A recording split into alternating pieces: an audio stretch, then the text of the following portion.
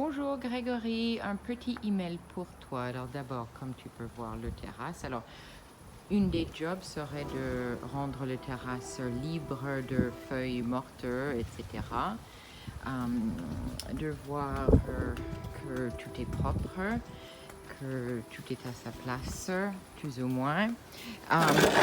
Aussi peut-être vérifier le fonctionnement du parasol pour voir que ça n'a pas été abîmé des précédentes. Remplir les braseros de bois. Le bois est là-bas.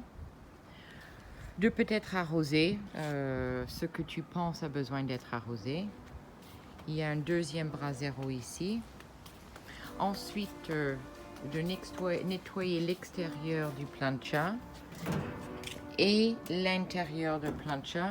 Comme tu peux voir, on arrive à le garder dans cet état-là par deux manières. Si jamais vous arrivez et il est sale, le plus simple est démarrer. Vous appuyez, vous tournez et en même temps, je n'ai qu'une main, vous appuyez là, démarre les brûleurs. Ensuite, un pichet d'eau, vous versez l'eau. Et ensuite ici, avec ce spatule, tu peux faire descendre le plus gros des graisses. Si tu fais ça dès que tu arrives, tu pourras mettre ces deux choses dans le lave-vaisselle parce que les femmes de ménage, a priori, une des premières choses qu'ils vont faire est de tourner un lessive. Ensuite, pour nettoyer le plancha s'il est sale, il y a ici des laines de verre avec un produit argile. Ça marche à merveille.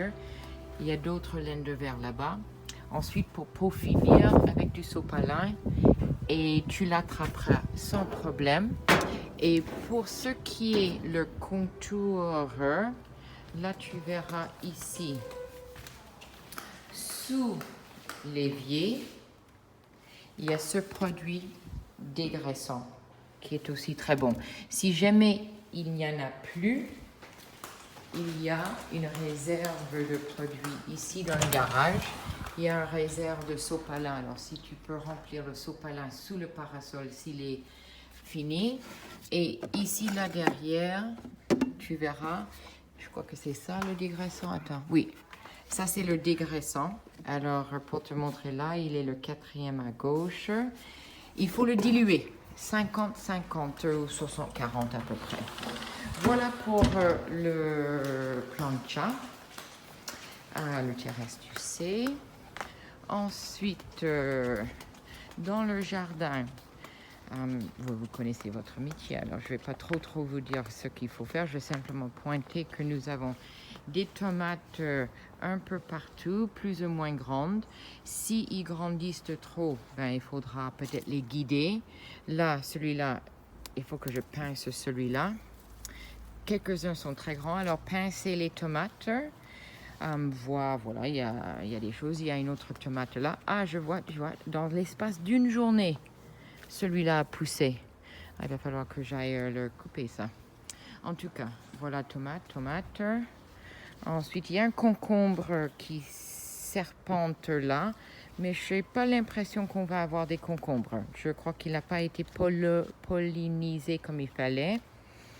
Voilà, du rhubarbe. Si tu vois que ça va là, comme moi j'ai déjà fait, je l'ai taillé. Encore un tomate, lui, on lui a donné un tuteur, il est déjà plus grand que moi.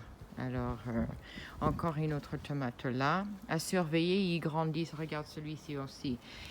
Je ne sais pas s'il y a manière que... là, j'ai peur que lui, il va basculer. Mais ils deviennent tellement grands que... Il y a une autre là. Il y a des poiriers, mais il n'y a pas de poire. Ensuite, encore des tomates là. Et encore des tomates ici. Et tout ça a besoin d'être pincé. Je ne sais pas si les locataires, je leur fais une vidéo pour pincer. Alors, tout le long là, il y a des tomates. Jusque là. Voilà. Alors, comme tu peux voir, on a mis à peu près partout des petites bois. Ça va aider. Maintenant ici, là, il y a un concombre par là. Si tu vois les concombres, tu peux les prendre et les mettre sur le table pour les locataires. Normalement, cet atelier est fermé à clé par mon époux et on a tout mis dans celui qui est à gauche. Alors là, vous avez le tondeuse et ensuite tous les gants, les sécateurs dont vous auriez besoin. Moi, pour l'herbe, je le racle avec le plastique 3 ou 4 fois de suite avant de tondre et ensuite je racle avec le métal. Il y a plein de... Là, il y a le produit pour le rosier qui est ce premier noir. Ce n'est pas noté, je suis désolée. Produit pour les lentiscléroses des hortensias. Là, il y a plein de produits. Il y a le mélange pour pouvoir faire encore une autre mélange de rosier. Et voilà. Pour pouvoir arroser, il y a un système ici avec le bouton là. Ensuite, oh oui, je pense pas qu'ils vont utiliser le compost. Il n'y a que celui-ci, mais si tu veux, tu peux l'ouvrir et le retourner. Ça c'est bien de le tourner de temps en temps.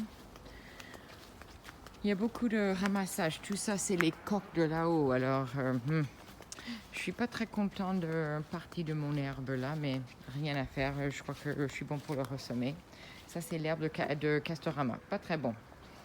Et ici, derrière, j'ai décidé de laisser ça en tant que champêtre. Entre vous et moi, je n'avais pas le temps de faire. Mais le fait que c'est champêtre, sur mon vidéo, je dis aux clients que je l'ai laissé comme ça, exprès pour les papillons, etc. Je crois que ça tient la route.